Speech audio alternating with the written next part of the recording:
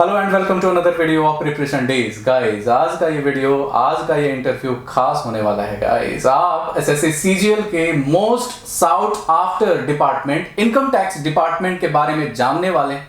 आज हमने इस इंटरव्यू में संतोष कुमार यादव सर को इनवाइट किया है। वो आपको बहुत सारी अंदरूनी जानकारी देने वाले हैं इनकम टैक्स डिपार्टमेंट के बारे में। गाइस, इस इंटरव्यू में खास क्या होने वाला है, इस इंटरव्यू में हम बात करने वाले हैं ट्रांसफर पॉलिसीज क्या हैं, प्रिपरेशन कैसे करें सीजीएल की, कैसे आप देखेंगे कि कितना बड़ा या कितना अंदरूनी चीजें हैं जो आपको पता नहीं है। हम इस इंटरव्यू में जानेंगे कि क्या यूपीएससी को लेकर या यूपीएससी के लिए आपके पास टाइम मिलेगा इनकम टैक्स डिपार्टमेंट में रहते हुए। बहुत सारी जानकारियां गाइस, अंत तक बने रहिए। स्वागत करते हैं संतोष कुमार यादव सर का। Thank you. मेरा नाम संतोष कुमार यादव है। मैं इनकम टैक्स डिपार्टमेंट में as a senior tax assistant पे जॉब कर रहा हूँ। मैंने income tax department SSC 2013 batch में ज्वाइन किया था। एक्चुअली मैं आपको इनकम टैक्स डिपार्टमेंट के बारे में बताने जा रहा हूँ और मैं ये बताना चाहता हूँ कि डिपार्टमेंट में इंटरनल क्या क्या पॉलिसीज़ हैं ट्रांसफ़र से रिलेटेड।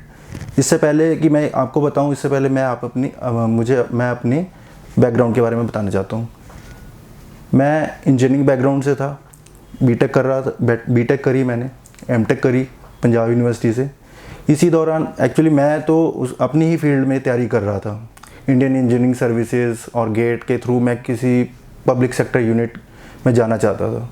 तो मैं उसकी तैयारी करते करते मुझे वहाँ सफलता नहीं मिल पा रही थी, क्योंकि जितने नंबर चाहिए 100 में से 85 कंपटीशन तो वहाँ पे मुझे गेट के थ्रू तो एडमिशन मिल गया था पंजाब यूनिवर्सिटी में। लेकिन देखते ही देखते मुझे मेरे क्लासमेट से ही पता लगा कि एसएससी नाम की कोई चीज़ होती है, जो कि मुझे बिल्कुल भी नहीं पता था। तो मेरे बैक बेंचर्स में जो कुछ लड़के तैयारी कर रहे थे एसएससी, तो मुझे उनसे पता लगा कि ये क्या चीज़ है। तो बिल्कुल बिगनिंग से मैंने उनसे पूछा कि क्या है, तो उन्होंने 2013 बैच में ही 13 एग्ज़ाम उन्होंने फ़िल किया होता, तो मैंने भी फ़िल किया। उसके बाद मुझे तो इतना नॉलेज नहीं थी कि इसमें क्या क्या सब्जेक्ट्स आते हैं, क्या नहीं आता है। फिर उनसे मैंने डिस्कस किया तो उन्होंने बताया इसमें मैथ्स, इंग्लिश, जीके, रीजनिंग सब आता है। तो मैंने भी तैयारी करनी शुरू कर दी। उसके बाद जैसे जैसे मैंने तैयारी को देखा और मैं इसमें इन्वॉल्व हुआ, तो मुझे इसके बारे में समझ में आने लग गया कि क्या है। मैथ्स और इंग्लिश पे ही ज़्यादा फोकस करना था। संतोष कुमार सर, प्लीज़ ये बताइए हमारे व्यूअर्स को, हमारे बहुत सारे व्यूअर्स गांव में रहते हैं और कोचिंग इंस्टीट्यूट्स को लेकर एक कंफ्यूजन होता है उनके मन में। क्या ज़रूरी है कोचिंग इंस्टीट्यूट्स को ज्वाइन करना, या फिर क्या रोल अदा करते हैं ये कोचिंग इंस्टीट्यूट्स आपके सिलेक्शन में एसएससी सीजीएल जैसे एग्ज़ाम्स को लेकर? मैं ये बताना चाहता हूँ कि मैंने भी जब ज्वाइन किया था तो खुद से प्रिपरेशन कर रहा था। खुद से प्रिपरेशन भी ठीक है।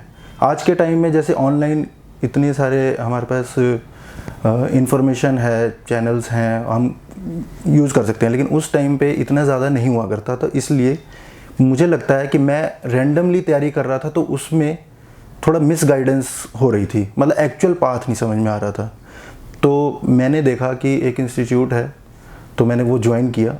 2 महीने मैंने ज्वाइन किया, तो उसमें ये पता लग गया कि हाँ, सीक्वेंस वाइज जैसे वो पढ़ाते हैं, तो उसमें मुझे थोड़ा सा पाथ पता लग गया। उसके बाद जो है सेल्फ स्टडी पे सब कुछ मैटर करता है। मुझे एक बार एक पाथ पता लग गया, ये पढ़ना है, ये टॉपिक है, ये सिलेबस है।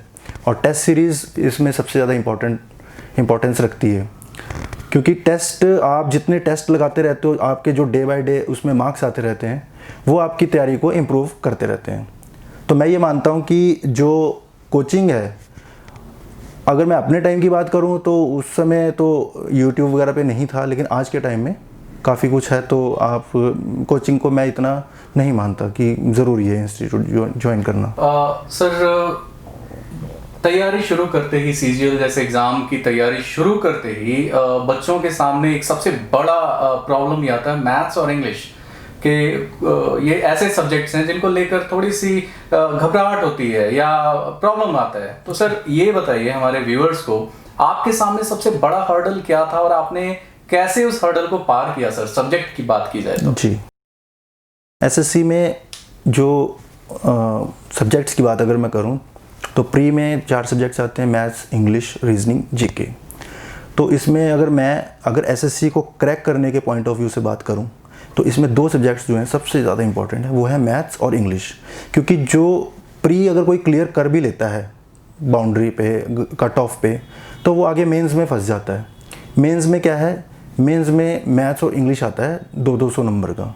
यही आपका सबसे इम्पॉर्टेंट है कि कई तो बच्चे ऐसे भी होते हैं जो 400 में से 390, 380, 360 ऐसे भी स्कोर कर जाते हैं। तो इसमें जो है मैथ्स और इंग्लिश बहुत ज़्यादा इम्पोर्टेंस रखती है।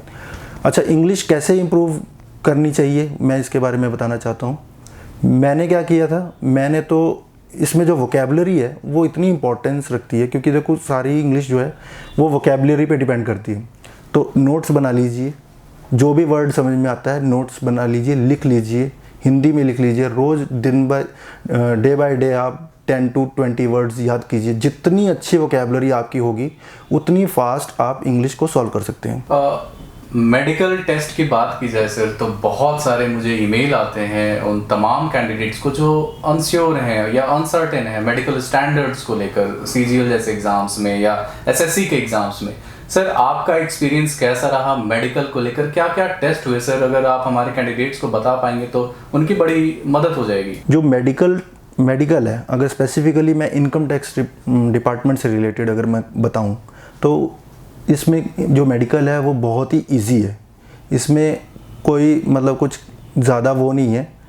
इसमें क्या है, डिपार्टमेंट खुद से करवाता है। आपका जो मेडिकल है वो किसी गवर्नमेंट हॉस्पिटल वगैरह में करवाता है। उसमें आपके आई साइड पे ज़्यादा वो देखा जाता है कि कलर ब्लाइंडनेस तो नहीं है, और अगर है भी तो वो कोई निगलेक्टिंग पॉइंट नहीं है कि मतलब आपकी जॉब पे कुछ प्रॉब्लम क्रिएट करेगा। एक्साइज डिपार्टमेंट वगैरह में हो सकता है, लेकिन इनकम टैक्स डिपार्टमेंट में ये चीज़ नहीं है। तो मेडिकल जो है वो बहुत ही इजी है, इसमें घबराने वाली कोई बात नहीं है। सर अगर बच्चों के भाषा में बात की जाए तो बहुत सारे कैंडिडेट्स इस बात को या इस जानकारी को लेकर बड़े ही उत्सुक रहते हैं कि आखिर उनको करना क्या होता है इनकम टैक्स डिपार्टमेंट में। वो करते क्या है basically sir? Being a government servant income tax department में आप क्या करते हैं सर? इनकम टैक्स डिपार्टमेंट में जो जॉब है वो हमारी 2 पार्ट्स में डिवाइडेड है। एक है असेसमेंट और एक है नॉन असेसमेंट। सबसे पहले मैं बात करता हूँ जैसे नॉन असेसमेंट हो गया हमारा जो एडमिनिस्ट्रेटिव वर्क हो गया, कोई भी लेटर्स एंड ऑल ये सब बनाना, मतलब जो गवर्नमेंट से इंटरनल मैटर्स से रिलेटेड हो गया। जो खास बात है इनकम टैक्स की वो है असेसमेंट। असेसमेंट का मतलब है कि जो जितने भी इंडिया में जो हमारे टैक्स पेयर्स हैं वो उनके जो असेसमेंट होती है, टैक्स की असेसमेंट होती है कि वो कितना टैक्स पे करते हैं, कितना उनका रिफ़ंड बना है, या फिर इनमें केसेस लगते हैं इनके कि जैसे किसी ने प्रॉपर्टी परचेज़ करी, सेल करी, तो हमारा जो सीपीसी बेंगलोर है वहाँ पे उनकी इन्फॉर्मेशन जाती है। तो वहाँ से इन्फॉर्मेशन डिपार्टमेंट के पास आती है। डिपार्टमेंट के जो मतलब जुरिस्डिक्शन वाइज उनके पास केसेस आते हैं, तो वो उनके केसेस लगते हैं और उन केसेस को टाइम बारिंग होते हैं 9 महीने का मिलता है। तो हम उसमें चेक करते हैं कि मतलब वेरिफिकेशन टाइप समझ लीजिए कि भाई उसकी जो उसके बाद पैसा आया गया उसको चेक करके उसका टैक्स कैलकुलेट करके उसके ऊपर हम टैक्स बनाते हैं। और इसके साथ साथ एक बहुत इंटरेस्टिंग मैं बताऊंगा कि इसके साथ साथ एक पार्ट ये भी रहता है, जैसे आपने देखा होगा रेड के बारे में, तो हमारी ड्यूटीज़ लगती है सर्च पे। एक्चुअली रेड वर्ड कोई डिपार्टमेंट में रेड वर्ड नहीं यूज़ किया जाता, डिपार्टमेंट में यूज़ किया जाता है सर्च एंड सर्वे।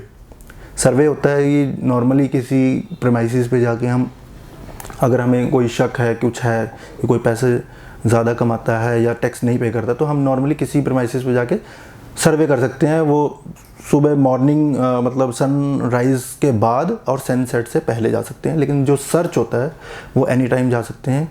उसके लिए प्रॉपर टीम बनती है और जाते हैं। तो ये भी एक पार्ट है। एज ए कोई भी डिपार्टमेंट ज्वाइन करता है, चाहे टैक्स असिस्टेंट चाहे कोई इंस्पेक्टर, किसी की भी ड्यूटी लग सकती है सर्च में, तो वो जाते हैं। सर बहुत सारे कैंडिडेट्स यूपीएससी के सपने को लेकर एसएससी की तरफ आते हैं एज अ बैकअप। वो ये सोच कर आते हैं कि स्टाफ सिलेक्शन कमीशन का कोई भी जॉब एक बैकअप मिल जाए, यूपीएससी हम बाद में क्वालिफाई कर लेंगे। सर कितना टाइम मिलता है यूपीएससी क्वालिफाई करने के पढ़ाई के को लेकर? आप अगर जॉब में रहते हैं तो क्या इतना वक्त मिल जाएगा? इनकम टैक्स डिपार्टमेंट क्या आपको इतना वक्त देगी कि आप अपना पूरा फोकस यूपीएससी जैसे एग्जाम्स पे लगा सकें? ये बहुत इंपॉर्टेंट क्वेश्चन पूछा है आपने।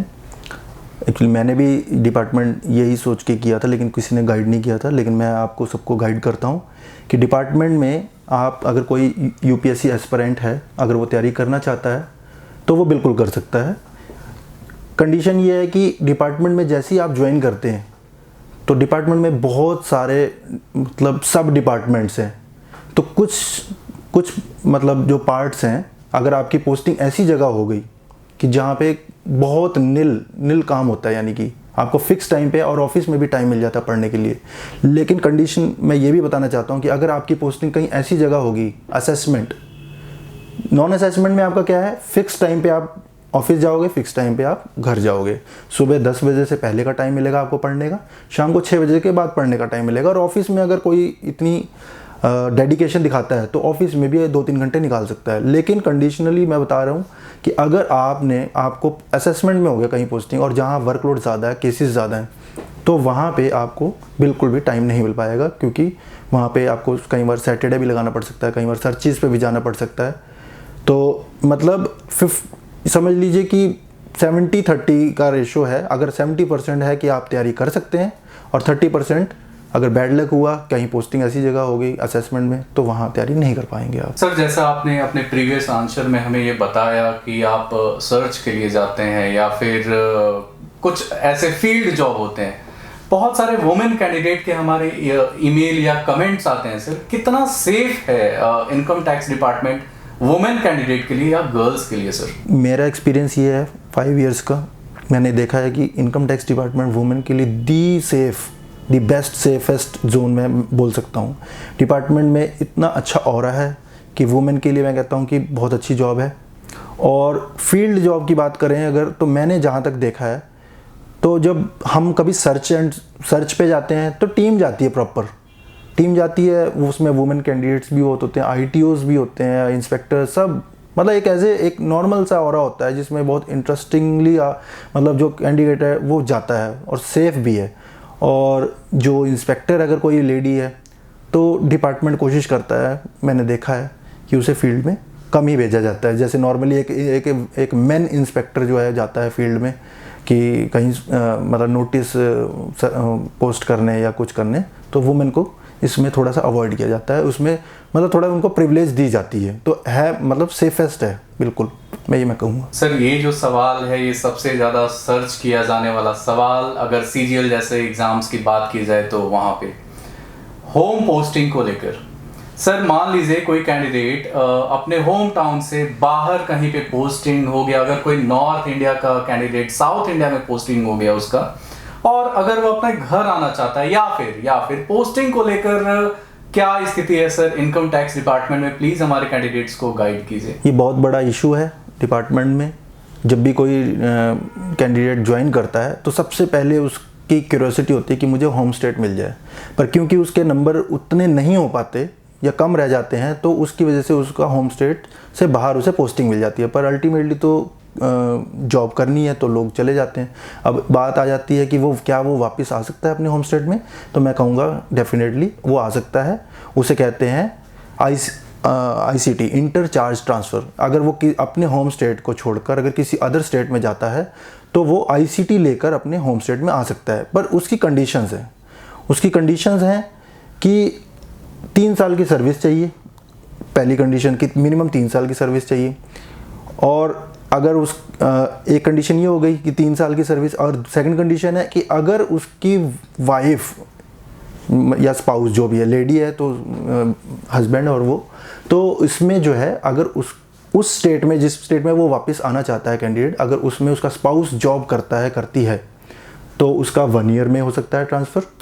और थर्ड है कि उसका मेडिकल ग्राउंड, यानी कि उसके पेरेंट्स अगर मेडिकल ग्राउंड है कोई सिचुएशन, तो इससे भी वो अपने ICT लेके आ सकता है। प्रमोशन को लेकर सर बहुत सारी शंकाएं हैं और बहुत सारे मिसगाइडेड इंफॉर्मेशन वीडियोस भी अवेलेबल हैं यूट्यूब पर। तो आज रियल पिक्चर क्या है प्रमोशन का यूट्यूब पे हमारे संतोष कुमार सर आपके लिए आज बताएंगे। इनकम टैक्स डिपार्टमेंट में मैं समझता हूँ कि जितनी फास्ट प्रमोशन है, मैं समझता हूँ कि शायद ही इंडिया के किसी भी और डिपार्टमेंट में होगी।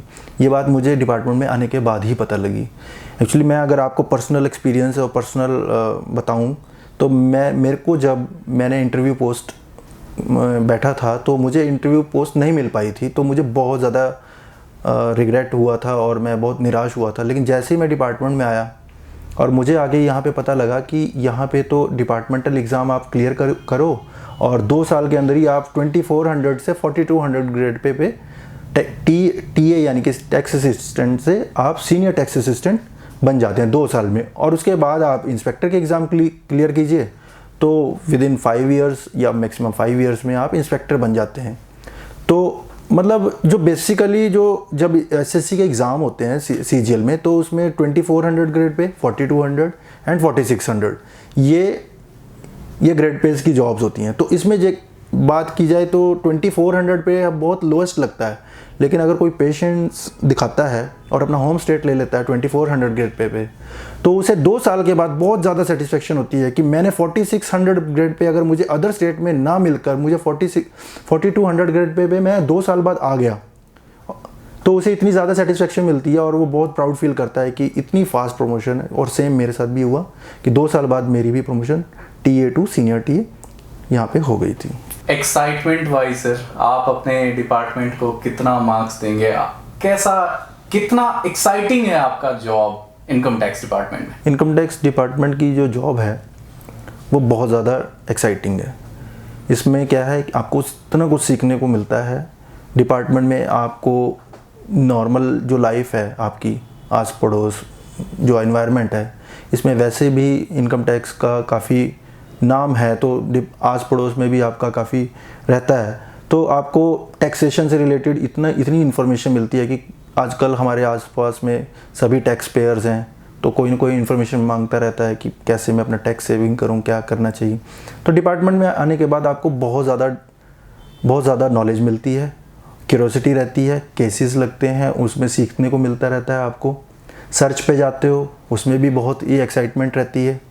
और नॉन असेसमेंट में अगर है आपको तो डिपार्टमेंट में इंटरनल क्या क्या होता है उसमें भी आपको काफ़ी नॉलेज मिलती है। Very excitement, this is job. Sir हमारे फ्यूचर कैंडिडेट्स को क्या बोलना चाहेंगे? आज भी लाखों लोग अपने ड्रीम्स को लेकर फाइट कर रहे हैं और अपने लक्ष्य को लेकर बढ़ते ही जा रहे हैं। आप चूंकि सेलेक्ट हो चुके हैं, आपने वो स्ट्रगल देखा है, फेस किया है आपने वो कंपटीशन, आप हमारे फ्यूचर चैंपियंस, कैंडिडेट्स, एस्पिरेंट्स को क्या बोलना चाहेंगे सर? क्या बताना चाहेंगे उनको? मैं अपने फ्यूचर एस्पिरेंट्स को यही बताना चाहता हूँ या ये सजेस्ट करना चाहता हूँ कि एसएससी की जॉब्स, जो भी जॉब्स हैं उसमें सारी जॉब्स बहुत अच्छी हैं। अगर आप एसएससी की सीजीएल की कोई भी जॉब आप हासिल कर लेते हैं तो मैं समझता हूँ कि आप बहुत ज़्यादा प्राउड और सेटिस्फाइड अपने आप को मानेंगे जब आप कोई भी डिपार्टमेंट ज्वाइन करेंगे। और रही बात सीजीएल क्रैक करने की बात है, तो इसका एक ही मंत्र है कि आप slow and steady wins the race. आप लगे रहो जब तक आपका सिलेक्शन नहीं होता, एक ही पेस पे, और थोड़ा सा आप अपना देखिए कि क्या आपकी क्या कमियां हैं, क्या है। और अगर कमियां दूर करनी है तो सिर्फ एक चीज़ आप मेरी बात नोट कर लेना, सिर्फ और सिर्फ टेस्ट सीरीज़। आपकी जो तैयारी है वो कभी कंप्लीट नहीं हो पाएगी अनटिल अनलेस आप टेस्ट लगाओगे। टेस्ट आपने जैसे कोर्स कर लिया उसके बाद टेस्ट लगाइए। टेस्ट में देखिए कि 200 में से आपके कितने नंबर आ रहे हैं। आज आपके 100 आएंगे, कल को 120, 125 और कभी 110, कभी 140, 50। तो इसमें क्या है, जितने आप टेस्ट में यहाँ पे घर पे जब टेस्ट लगाएंगे, जितने आप उसमें स्कोर करेंगे वही मार्क्स आपके जो हैं वहाँ मेन आपके जो एग्ज़ाम में करेंगे। तो आप अपने जो टेस्ट सीरीज़ पे बहुत ज़्यादा ध्यान दीजिए। टेस्ट दिन रात, मतलब जो है दिन में 1-2 बार टेस्ट लगाइए, वही परफॉर्मेंस आपकी इंक्रीज करेगी। तो गाइस ये था इंटरव्यू संतोष कुमार यादव सर का। बहुत सारी जानकारियां होपफुली आपको मिली होंगी। आप अगर फिर भी कोई क्वेरी रह गई है आपकी तो आप कमेंट करके हमें बता सकते हैं। आपकी क्वेरीज को हम संतोष सर तक पहुंचा देंगे और उनके आंसर्स को आप तक हम पहुंचा देंगे। गाइस देखते रहिए, सब्सक्राइब करना ना भूलें, like and subscribe. Take care, bye bye.